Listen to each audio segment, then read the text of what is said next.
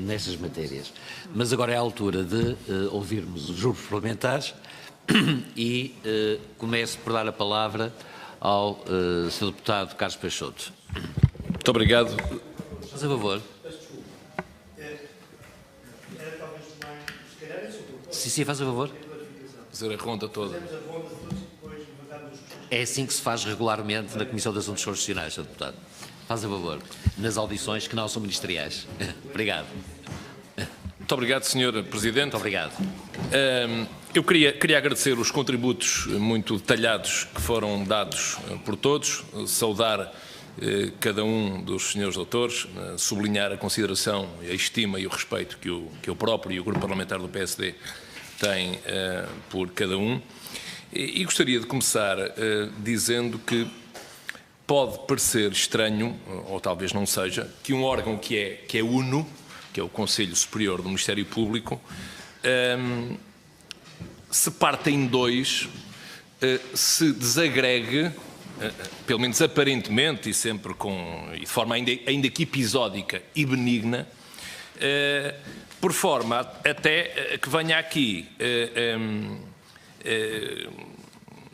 com alguns dos seus membros pedir uma audição separada dos restantes.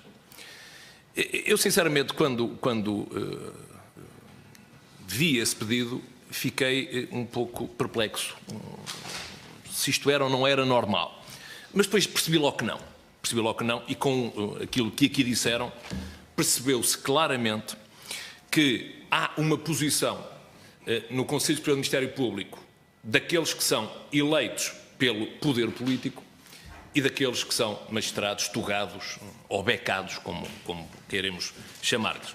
Mas isto levanta desde logo uma questão que não é assim tão despicienda, que é saber se há ou não há, digamos, um divórcio de posições que resulta de uma atuação global do órgão, isto é, se provém do somatório de um conjunto alargado de divergências dos membros não magistrados relativamente aos membros magistrados, ou se resulta apenas e tão só de um dissenso já anotado do parecer relativamente a este estatuto.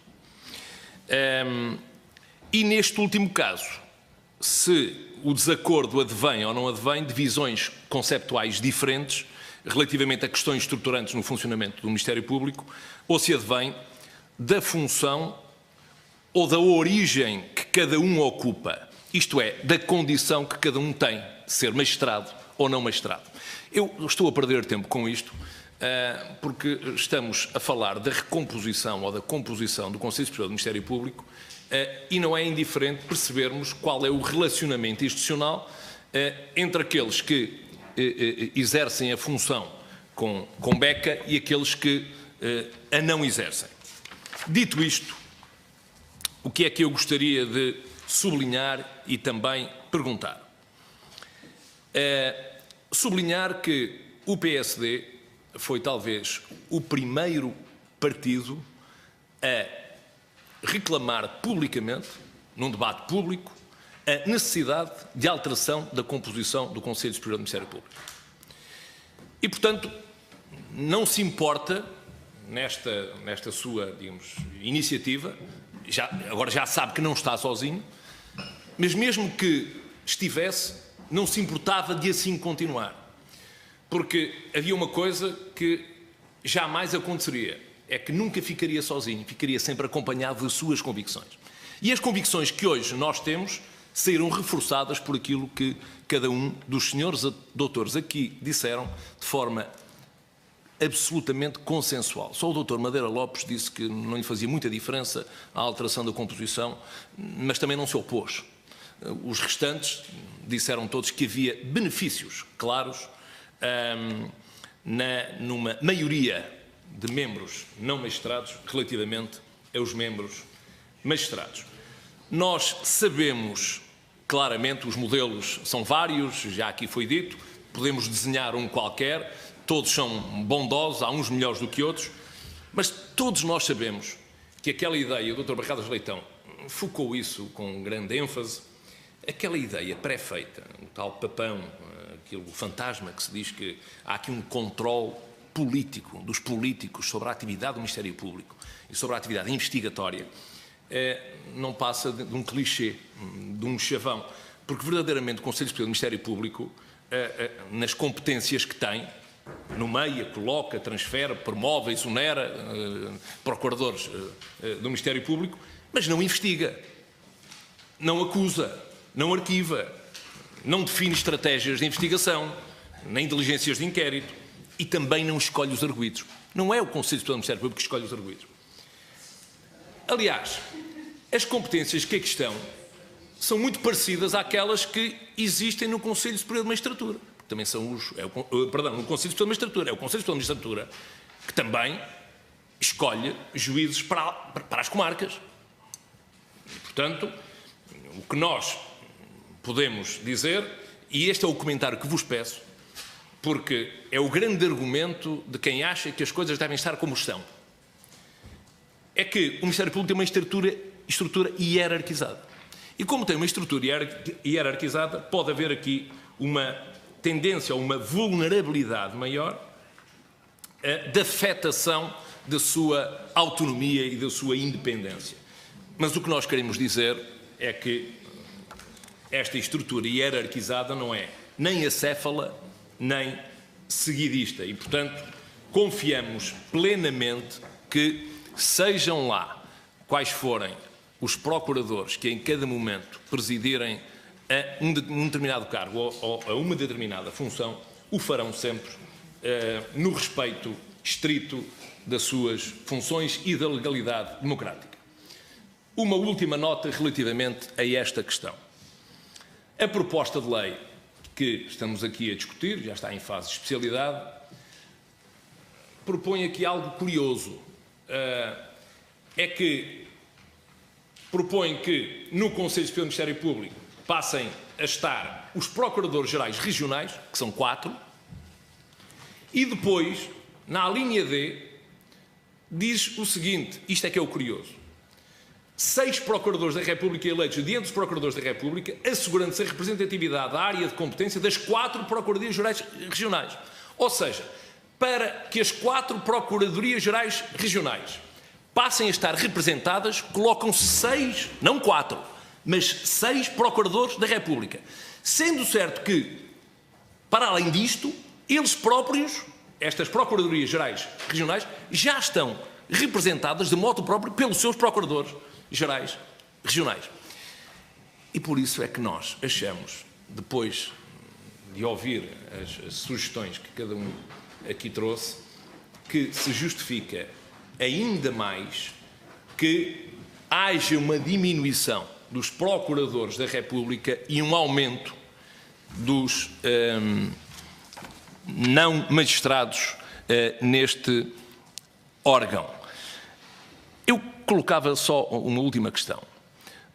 O Dr. Magalhães e Silva disse que achava bem a participação da sociedade civil, onde temos um aumento da participação da sociedade civil neste órgão, mas que a iniciativa não deve ser do Parlamento. Muito bem. Mas se for do Parlamento, isso, porventura, isto é no campo das hipóteses, é um exercício teórico, se porventura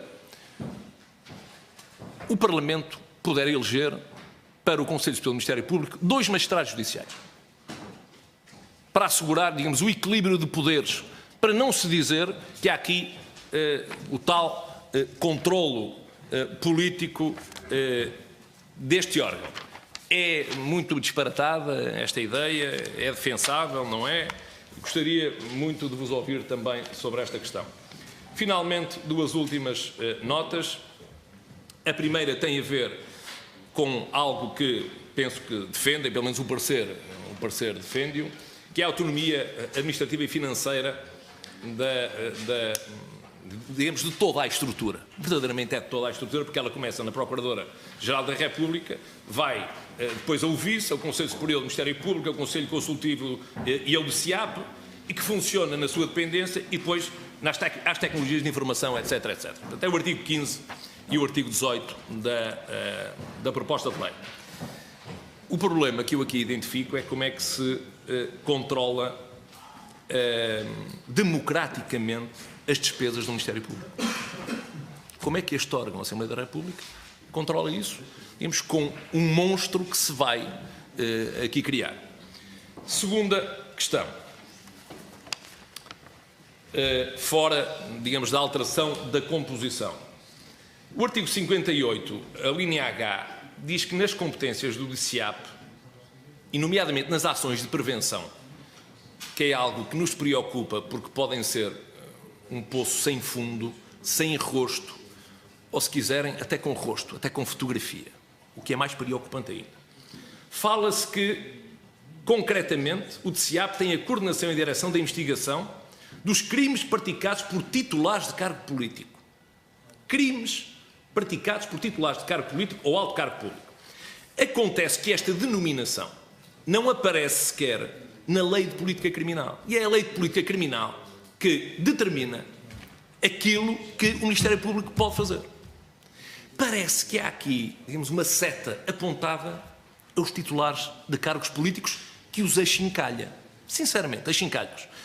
Se a Lei de Política Criminal apenas fala de atividades preventivas de investigação e de prioridades de investigação em crimes de corrupção e tráfico de influências, para além da criminalidade económica, por que razão se abandona esta formulação, esta redação, e se põe um rótulo, uma fotografia naquilo que são as competências do DICIAP? Eram estas as questões que eu tinha para já para colocar, atendendo ao adiantado da hora, sendo certo que era muito importante que cada um dos senhores doutores, na medida do possível, nos fizesse chegar uns apontamentos com aquilo que detalha ainda mais aquilo que também já de forma detalhada aqui acabaram por dizer. Muito obrigado. Muito obrigado, Sr. Deputado Carlos Peixoto. Tem agora a palavra o Sr. Deputado Jorge Lacão. Obrigado, Sr. Presidente. Obrigado também aos senhores membros do Conselho Superior do Ministério Público eleitos pela Assembleia da República. Dão-nos muito gosto e muita honra com a disponibilidade e o propósito de virem refletir connosco estes temas que, manifestamente, pela sua natureza, são temas bastante relevantes. Eu procurarei não incidir excessivamente nos temas que, enfim, foram abundantemente focados por vós mesmos, sem embargo, num ponto ou noutro, procurar tentar algum aprofundamento mais, mas também levantar algumas outras matérias.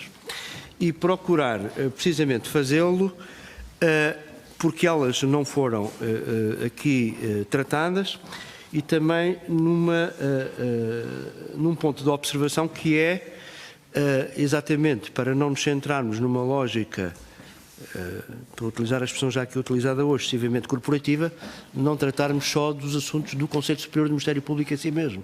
Tratarmos, portanto, como aliás também fizeram, de outros aspectos transversais ao Estatuto do Ministério Público e que, nesta fase de revisão, merecem seguramente também muita ponderação, merecerão da parte do legislador e eu gostaria também de ouvir o vosso ponto de vista.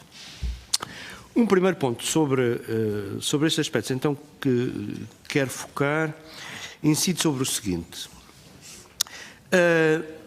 A proposta de lei apresenta em vários artigos, nomeadamente os artigos relativos a atribuições genéricas do Ministério Público, que é logo um dos primeiros artigos, depois nas atribuições da Procuradoria como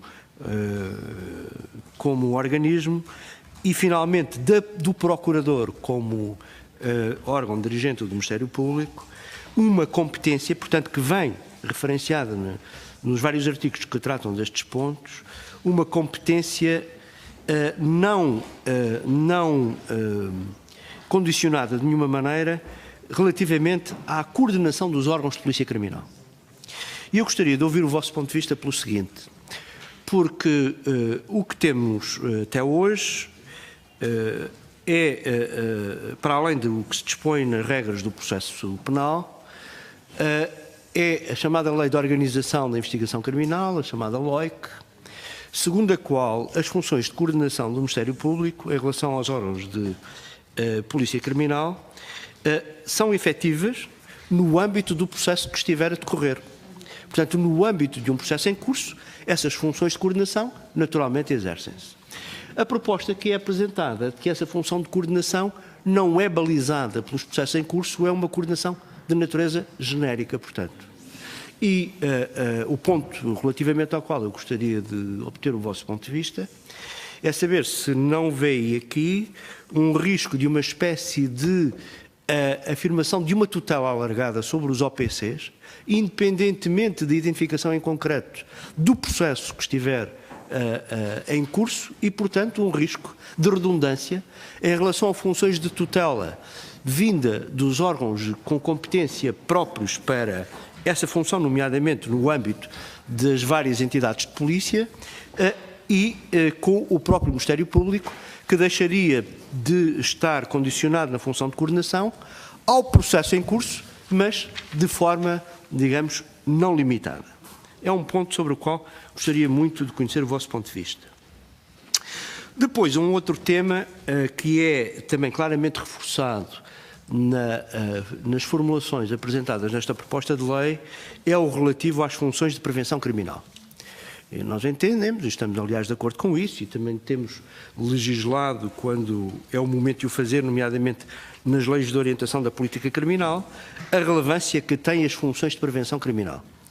Mas as funções de prevenção criminal, como sabemos, são as funções que se exercem antes da abertura formal de um processo. No âmbito criminal, isso é assim.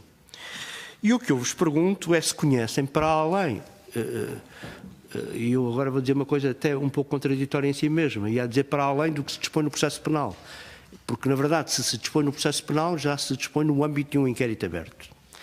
Não se dispondo no âmbito do processo penal.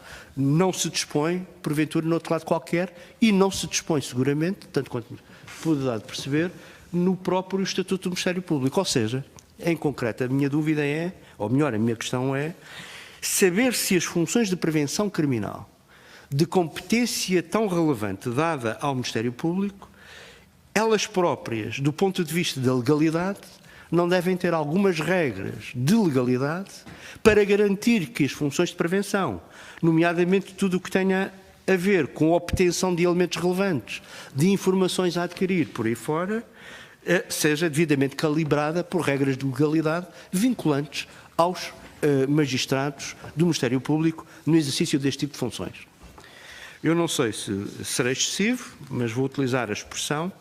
Hoje em dia parece que este tipo de função é, do ponto de vista da regulação normativa, uma espécie de buraco negro. Não tem regulação normativa. Gostaria de saber se concordam com esta minha abordagem ou se encontram, digamos, uma fundamentação legal suficiente nas regras já atualmente em vigor para esta fase de atividade. Depois, gostaria também, relativamente ao ponto, e assim já abordado, mas tentando aprofundá-lo, da temática da autonomia administrativa e financeira com orçamento próprio, qual o âmbito que esta autonomia administrativa e financeira e orçamento próprio, do vosso ponto de vista, deve ter? Eu creio que temos aqui uma dificuldade, que é a seguinte. Em primeiro lugar, a dificuldade será em saber o que é que se entende verdadeiramente por organismos dirigentes do Ministério Público, portanto, situados ao nível da Procuradoria. São o Procurador e o Vice-Procurador, o Conselho Superior do Ministério Público, os auditores, eventualmente algumas outras funções adjuvantes, nomeadamente as de secretaria, inseridas e de apoio funcional à Procuradoria, ou devemos entender como elementos inerentes à natureza da Procuradoria outras estruturas, nomeadamente as estruturas mais especializadas de combate ao crime, como nomeadamente o TCIAP e os organismos técnicos de suporte a essa atividade mais especializada. Tudo isto é Procuradoria ou é só a primeira parte do que eu referi? Ou seja, o que é que distingue qualitativamente um TCIAP de um DIAP, por exemplo? Há distinção de natureza? Se há distinção de natureza, poderá justificar-se que um tenha autonomia administrativa e financeira no âmbito do próprio Ministério Público e da Procuradoria e os outros não tenham, continuem a estar dependentes dos itens e das rubricas orçamentais, nomeadamente para o Sistema Geral, para o Sistema Judiciário, nomeadamente para o Sistema Geral de Investigação Criminal, onde, por exemplo, também estão as vertentes da Justiça no âmbito dos vários OPCs e das polícias científicas em particular. E, portanto, até onde é que devemos levar a extensão da autonomia administrativa e financeira e do orçamento próprio? A questão é esta. Porque isto, neste ponto, há aqui um ponto de apreensão, é as regras de controle democrático sobre a maneira como se distribui de forma equilibrada o esforço de investimento no sistema judiciário em conjunto. Se houver uma componente do sistema judiciário que tenha uma autonomia em relação aos demais, como é que a ponderação democrática na avaliação pode ser feita? E, portanto, para tentar ser preciso na minha dúvida, é saber se devemos ter um entendimento tradicional do que é a Procuradoria-Geral da República e, portanto, a dar autonomia administrativa e financeira e orçamento próprio deverá ser aos organismos que compõem tradicionalmente a Procuradoria, ou devemos alargar o conceito para a dita autonomia administrativa e financeira e orçamento próprio às entidades centralizadas da investigação criminal, mas neste caso com prejuízo das demais estruturas de investigação, e são a maioria no âmbito geral do próprio Ministério Público, e se isto é coerente no final. Gostaria de conhecer o vosso ponto de vista.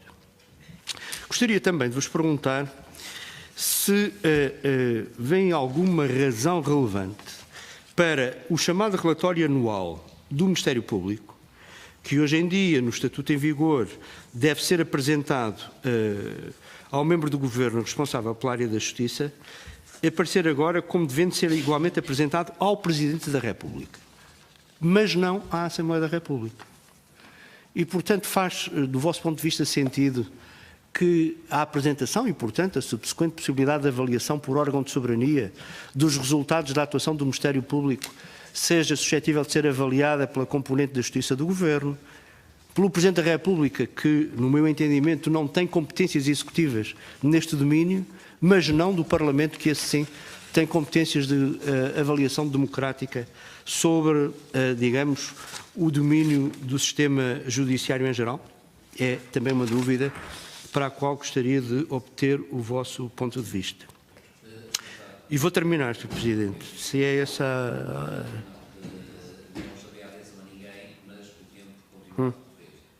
Vou terminar.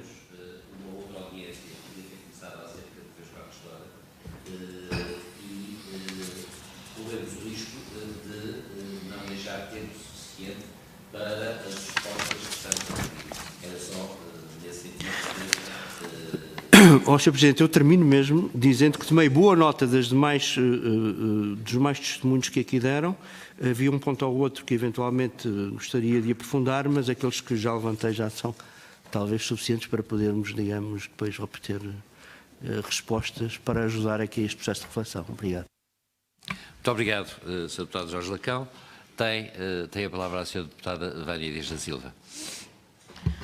Muito obrigada, Sr. Presidente. Cumprimentar o Sr. Presidente, as senhoras e senhores deputados e, naturalmente, cumprimentar os membros do Conselho Superior do Ministério Público, agradecer, naturalmente, aos senhores doutores os vastos e variados contributos que já aqui nos deixaram e que serão, e são, muitíssimo úteis para os trabalhos que vamos desenvolver nesta Comissão a propósito do Estatuto do Ministério Público. E eu, dado o adiantado a hora e o aviso que ainda agora nos deixou o Sr. Presidente, serei breve. Aliás, de resto, muitas das questões que aqui nos deixaram dispensam várias das perguntas que também tinha aqui para lhes deixar, e muitas das matérias estão já identificadas, e por isso eu concentrava-me apenas em fazer 2 comentários e deixava 2 perguntas muito sintéticas que me parece não terem sido aprofundadas na vossa intervenção inicial. E começava pela questão da revisão do Conselho quanto aos comentários que queria deixar. Eu temo ser a voz dissonante aqui nesta matéria, julgo que estarei acompanhada também pelo PCP, mas nós no CDS temos uma proposta desde 2010 neste domínio que é conhecida e que precisamente preconiza de facto uma revisão da composição do Conselho, não no sentido do número, mas no sentido da escolha, ou seja, ela implicará uma revisão constitucional, porque porque nós entendemos que deve ser o Presidente da República a escolher o maior número de membros do Conselho, mas não implica uma alteração da configuração atual relativamente ao número de elementos e à composição e ao equilíbrio do número de elementos. Poderemos eventualmente discutir uma paridade absoluta, mas é uma entre as duas circunstâncias de que aqui falamos, mas é uma questão que a nós nos parece ser mais equilibrada e, portanto, esta é a questão que nós já sinalizamos muitas vezes e que de facto implica essa revisão constitucional que o CDS já voltou a pedir novamente, mas que foi inviabilizada pelos outros partidos e, portanto, nós estamos disponíveis para a discutir, mas discuti-la-íamos em sede de revisão constitucional e não queríamos concentrar-nos no número, queríamos concentrar-nos antes na questão de quem escolhe quem. De resto, parece-me que, e este era o segundo comentário que queria deixar, o problema não está tanto na composição, mas está mais na questão do funcionamento, que também foi identificada pelos senhores doutores. Nós sabemos que há queixas recorrentes da dificuldade prática de funcionamento do Conselho, designadamente em matéria de reuniões, de trabalho operacional e da operacionalidade efetiva do Conselho. Isto implica, de facto, também uma mudança de paradigma e isto tem custos, não só financeiros, mas também tem custos que era importante discutirmos e tratarmos com serenidade, porque, na verdade, nós sabemos que muitas vezes os senhores doutores vêm aqui dizer-nos que têm alguma dificuldade, ainda há pouco diziam isso, têm alguma dificuldade em fazer algumas das tarefas mais básicas, porque não têm tempo, porque a disponibilidade é diferente e não tem a ver com uma questão de remuneração, como disse há pouco o Soutor, tem a ver com uma questão de impossibilidade fática de fazer o trabalho que muitas vezes lhes é pedido e, portanto, eu acho que mais do que discutirmos os elementos, devemos discutir o modo como funciona o Conselho e como pode ser operacionalizado o Conselho, e esse também era um comentário que queria deixar.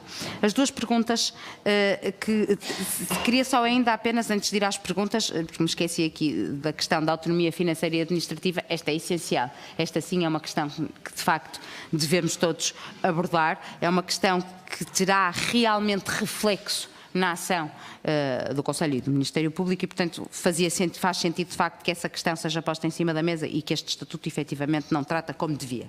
As duas perguntas que queria deixar prendem-se sobretudo com a investigação criminal. Nós conhecemos os dramas que vive a investigação criminal, conhecemos os problemas seríssimos da PJ, são públicos e notórios, toda a gente os conhece. O Ministério Público tem-se queixado sucessivamente também de dificuldades na investigação criminal, desde logo, e esta é uma das perguntas, porque a carreira da investigação criminal, dizem os magistrados do Ministério Público, é menos atrativa do que as demais carreiras no Ministério Público e que, portanto, muitas vezes os melhores fogem da investigação criminal para se concentrarem noutras áreas e que depois de já estarem mais formados ou mais bem formados, alguns magistrados saem e voltam outros com piores notas e que de facto não abona nada para a investigação criminal. E a pergunta que eu queria deixar é muito simples e objetiva. Este Estatuto, a ser assim, o estado de coisas, e gostava também que me confirmassem, por favor, esta questão, a ser assim, a ser verdade que de facto a investigação criminal é a carreira mais prejudicada, se quisermos, ou menos acarinhada no Ministério Público e que por isso afasta os melhores, a ser assim, dizia eu, o Estatuto, que agora está aqui em discussão, ajuda a resolver tal estado de coisas ou, pelo contrário, não resolve absolutamente nada e até pior, e portanto gostava de perceber qual é a opinião que tem nesta matéria. A outra pergunta e última, Sr. Presidente, como vê, serei breve, tem que ver com outra questão que muitas vezes os magistrados do Ministério Público também nos trazem e que se prende precisamente com a escolha de magistrados para o desempenho de determinadas funções-chave. Normalmente apontam o exemplo dos DIAPs distritais, em que o magistrado é escolhido com base num caráter pessoal, a nomeação é feita por escolha e não por um concurso com regras transparentes e definidas. A minha pergunta é se faz sentido haver um concurso neste domínio ou não, ou se está bem a regra tal qual hoje em dia vigora. Muito obrigada, era só. Muito obrigado, Sra. Deputada Vânia Dias da Silva. Tem a palavra o Sr. Deputado Jorge Machado. Muito obrigado, Sr. Presidente. Sr. Presidente, Srs. Deputados, queria começar por cumprimentar os membros eleitos no Conselho Superior do Ministério Público. Agradecer o contributo, foram já bem demonstrativos da complexidade que as diferentes questões que estão em cima da mesa colocam. E gostaria de sinalizar 2 ou 3 aspectos que consideramos importantes. Primeiro, nós não temos uma visão inocente que competências como nomear, transferir, promover, exonerar, decidir da ação disciplinar sobre magistrados ou avaliar tenha um efeito inócuo naquilo que é uma estrutura hierarquizada. E por isso esta matéria de extrema sensibilidade, tendo em conta a necessidade de salvaguardar a independência e a autonomia do Ministério Público, que julgo que todos nós queremos. E como todos nós queremos, também temos de ter consciência que quem decide, a discussão sobre quem decide estas matérias é vital para assegurar essa mesma independência e autonomia enquanto pilar estruturante da separação de poderes. E nesse sentido, a discussão que trouxeram relativamente à composição do Conselho insere-se na posição do PCP nessa complexidade de questões. Isto é, alterar quem decide matérias que depois podem, de uma forma direta ou indireta, interferir com a autonomia e independência do Ministério Público é de extrema sensibilidade. E a primeira pergunta é... já lá irei relativamente às avaliações, porque as avaliações parecem uma outra questão que não é esta. Tendo em conta este contexto, a pergunta é: que razões justificam colocar em cima da mesa esta matéria neste momento? Isto é, até um dos senhores doutores referiu que é um momento mau, de particular sensibilidade. Não é? Qual é a razão? Não tem havido problemas que justifiquem essa mesma discussão? Depois nós temos realidades muito diferentes. Nós temos o Conselho Superior da Magistratura, que tem uma determinada composição e uma determinada forma de fazer maiorias. Temos o Conselho Superior da Ordem dos Advogados, que eu sei que é completamente diferente, não tem as mesmas questões, mas que tem outra composição que é 100% composta por advogados. E ninguém diz que há uma estrutura cooperativa relativamente à justiça, ou há quem diga que há uma justiça cooperativa relativamente aos advogados. Ora, isso não impede o Conselho Superior de fazer justiça. A avaliação inter pares não é um critério sobre o qual nenhum de nós esteja afastado do ponto de vista do princípio.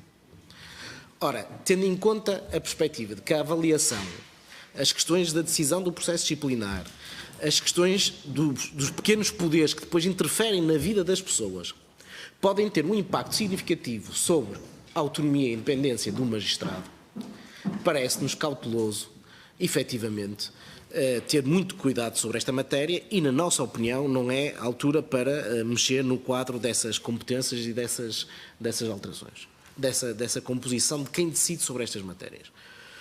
Já relativamente às avaliações, parece-me que o problema não está tanto na composição do Conselho, está sim nos critérios. Aliás, o Sr. Doutor que referiu, desculpe-me, peço a sua salvo erro, Barrada Leitão, não é? Referiu que tem havido melhorias, alterações de critérios, as coisas não estão tão más como estiveram no passado.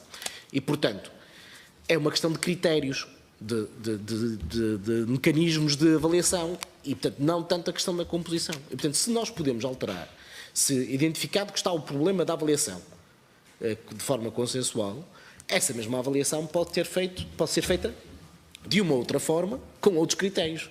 Ora, misturar as discussões da composição do Conselho com a avaliação não me parece, e era a segunda pergunta que vos deixava. Portanto, uma relativamente aos timings e às razões de fundo relativamente a estas questões, tendo em conta o princípio da separação de poderes e a autonomia e independência que tem que ser salvaguardada, e a segunda questão, desta questão da avaliação, que também gostaria de deixar em cima da mesa. E agradeço desde já o vosso contributo. Naturalmente que as outras questões serão tidas em conta por parte do Parlamento do PCP.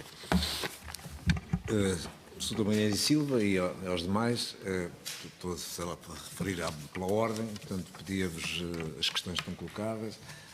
Já foi o Sr. Presidente, já aqui há pouco fez sentir a sensibilidade da premência do tempo, sem querer condicionar-vos de qualquer maneira nas respostas. Portanto, passava-vos a palavra. Telegraficamente. Sim, mais possível. Obrigado, Sr. Presidente. Telegraficamente, segundo o pedido justificado da Presidência. primeiro ponto era para manifestar a minha concordância